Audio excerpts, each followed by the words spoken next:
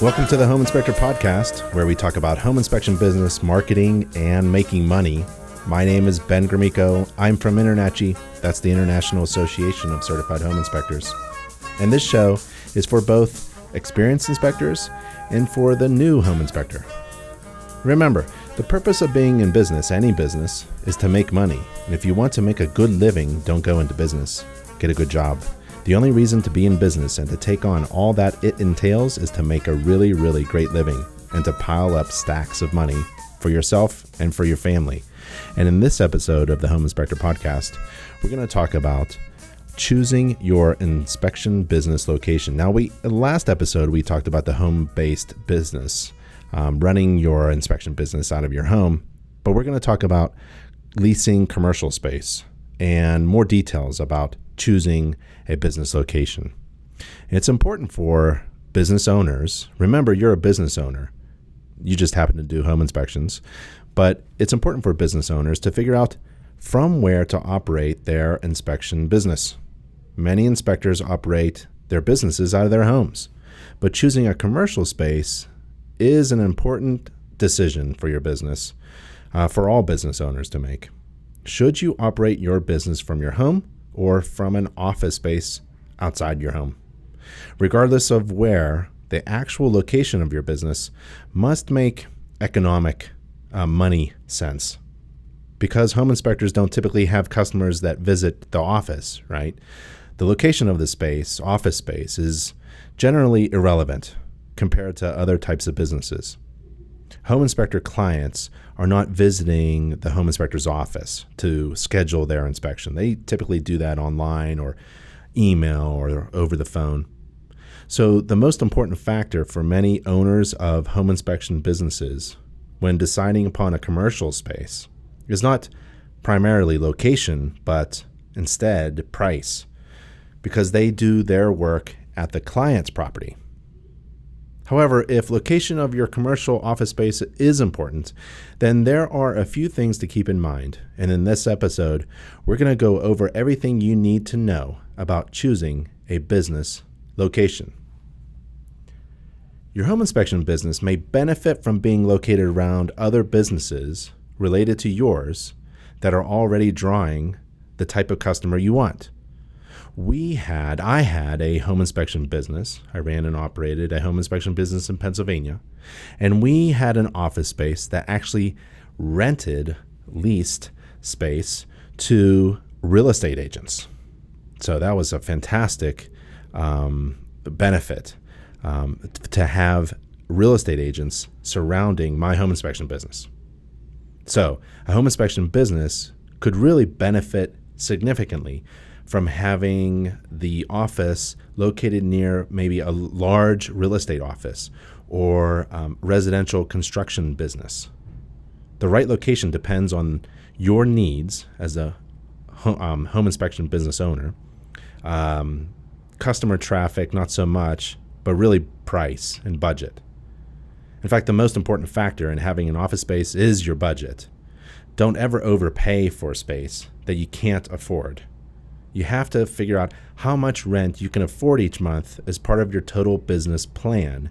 And we'll talk about developing a business plan in the next episodes coming up.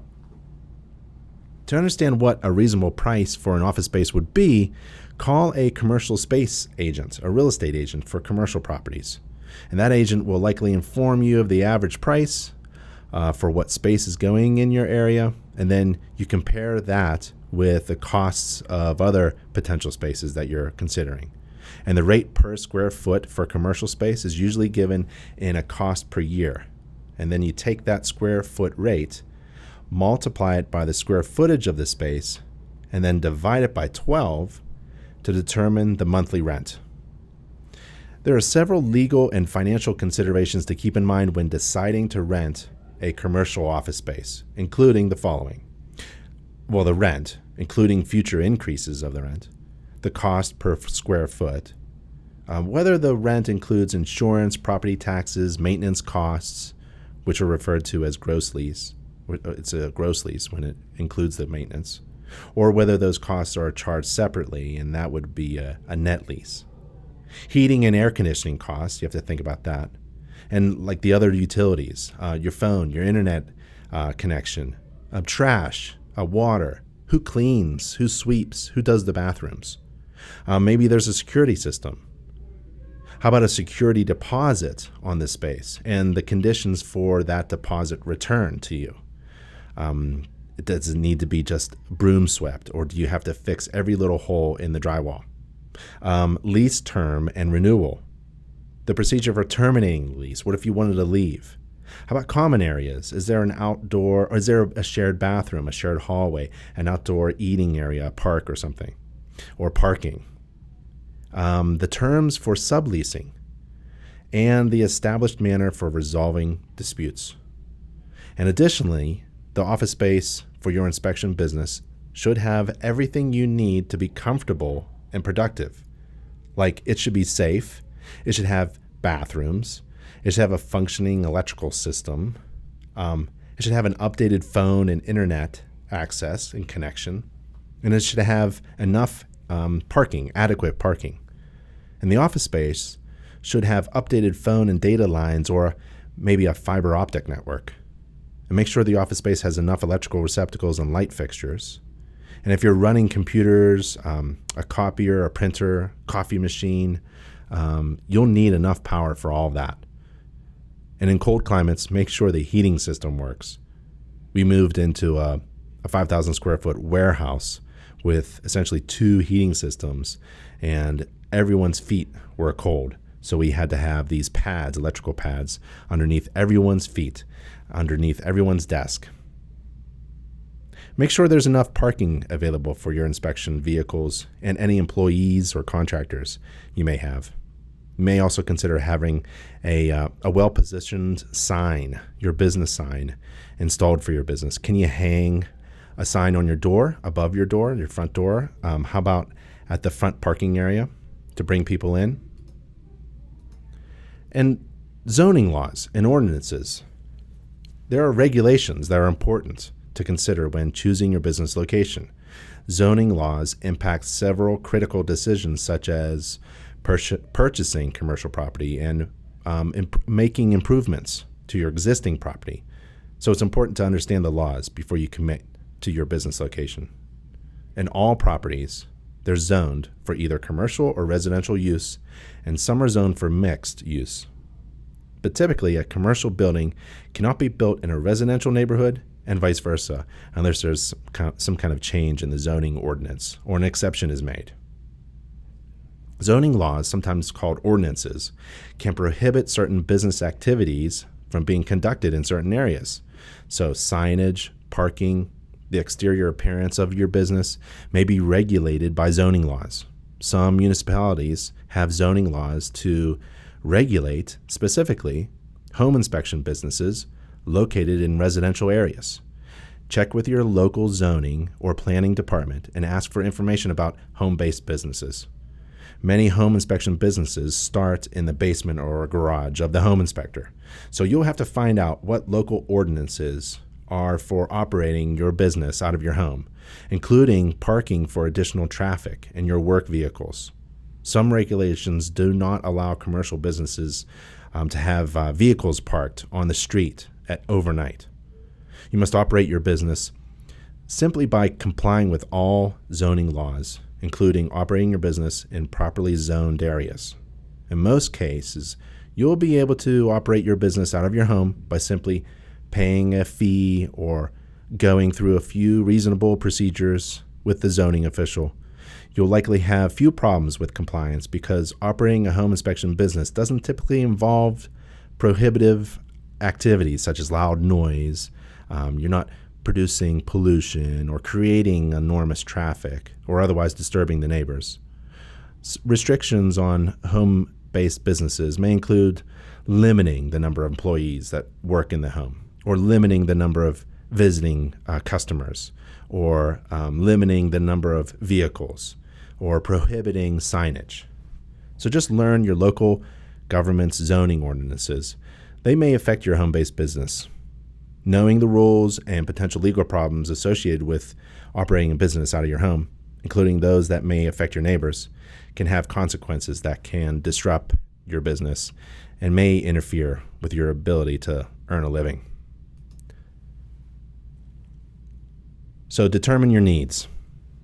Most businesses choose a location that provides exposure to customers, but because a home inspection business typically doesn't have any customers visiting your office, exposure is not really a top priority. However, if you're going to think about promoting to the general public, then there are some less obvious factors you need to consider, including your brand and image. Is the location consistent with the image you want to maintain? Competition. Are the businesses around you complementary or competing? And you have to think about future growth. So if you anticipate growth, like having a multi-inspector firm by hiring more inspectors or office staff, look for a building that has extra space around it to expand into, and parking. And safety. Consider the crime rate. Will your employees feel safe alone in the building or walking to their vehicles at the end of the day? Understanding the local laws and regulations imposed on businesses in a particular location is essential. As you look to grow your business, it can be advantageous to work with a small business specialist or a counselor, or even a business attorney. Check out any programs that your state government or local community offers to small businesses. The next big important thing is to evaluate your finances. Besides determining what kind of space you can afford, you'll need to be aware of other financial considerations, such as the hidden costs. Very few office spaces are turnkey or business ready. So to be sure to budget for additional costs after you move in, like painting even, renovation, decorating, upgrades to the internet connection system. Taxes. What are the income and sales tax rates for your state? How about property taxes? Could you pay less in taxes by locating your business across the street in a nearby state line? And then think about how the property is zoned. You can find out how your property is zoned by contacting your local planning agency. And one way to find your local planning agency on your own, if you don't know where it is to just do a Google search using the name of your community, city, or state, and the term planning.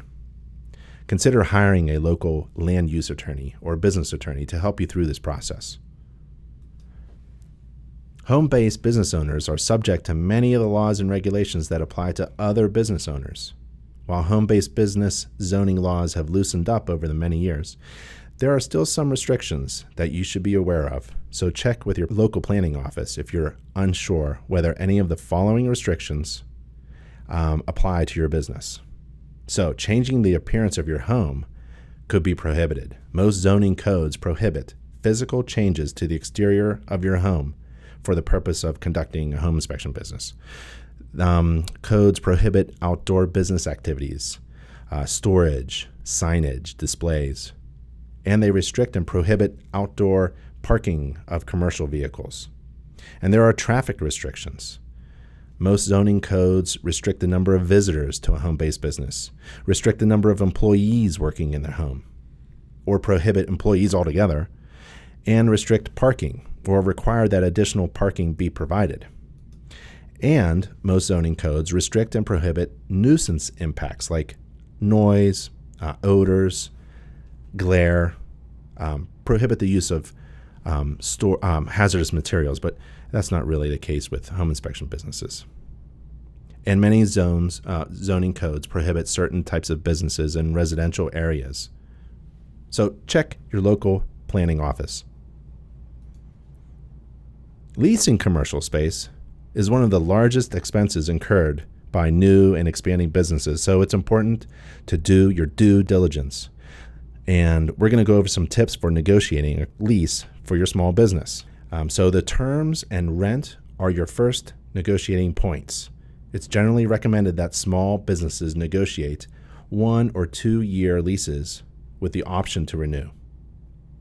You will also want to factor in rent increases over the term and renewal options, so you're not charged with an unexpected rent increase without warning. And consider working with a broker to help you negotiate with the landlord. expenses. In addition to your monthly lease payment, find out what expenses you may incur beyond rent. Commercial real estate landlords often incorporate extra expenses into the lease, such as maintenance fees or upkeep for shared facilities. That's called common area maintenance, or CAM for short. Other expenses to consider are utilities. These charges are usually the responsibility of the tenant, so find out how these are measured. Are they individually metered or apportioned by square footage? So ask to see the hidden fees and policies. Maintenance and repair.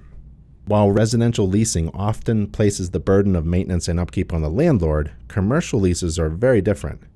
Some stipulate that the tenant is responsible for all property upkeep and repairs, while others specify that the tenant is responsible for systems such as air conditioning or plumbing. So make sure you understand your responsibilities so that you can make the proper arrangements to meet them. And be sure to read the lease, the entire lease, every word. Be sure to read over your lease in detail. Hire an attorney who specializes in commercial real estate to walk you through the clauses and the fine print. And protect your business. To protect your investment and long-term business interests, it's worth investigating and negotiating some potential add-on clauses to your lease. And these might include a sublease. Now, a sublease builds in some financial flexibility. You can be allowed to sublet your space to another business if you need to downsize, say. Exclusivity clause. This prevents a landlord from leasing other spaces to the property to a direct competitor of yours, so you can exclude other home inspectors. And co-tenancy. If the property's anchor tenant closes business, like a big real estate agency, a co-tenancy agreement can protect you from a potential loss of customers, allowing you to break the lease if the landlord does not replace the anchor tenant. And what if you default on your commercial lease? There are steps you can take during the lease negotiating process to protect yourself if you happen to default on your lease payments. So find out what the lease agreements state. For example, will you be locked out of your office immediately? Or will the landlord initiate eviction proceedings? Can you negotiate some more time? Could you pay only the current month's rent instead of the remaining amount owed on the lease? So having the answers to these questions can help you prepare for the worst and create a strategy in advance. The bottom line, do your research. Talk to other business owners, consult the small business community, utilize any available resources to help in your efforts. And then you have to ask yourself the final question, which is, should I buy or rent? Let's assume you've moved your business from your home into a retail or commercial space, and now you're paying rent. It may be in your best interest to continue paying for the right to use someone else's space and let them deal with the headaches involved in ownership, or maybe the time is right for you to simply buy the property. So we have in our home inspection business course, a free online business course for home inspectors provided by InterNACHI, a checklist of questions to ask yourself to help you determine whether owning commercial property is right for your business. And you can go to nachi.org/everything and check out that home inspection business course. All right, in summary, figure out what your budget is for renting office space. Find an office location that works. Learn what the local zoning laws are. And for your home-based business, don't violate any zoning laws. That is the end of our episode of the Home Inspector Podcast. Next week, we're going to talk about writing a business plan. And there are many steps to writing a business plan. And they're all critically important. And we're going to go over those steps. My name is Ben Gromyko. I'm from InterNACHI. That's the International Association of Certified Home Inspectors. And this is the Home Inspector Podcast. See you next time. Bye.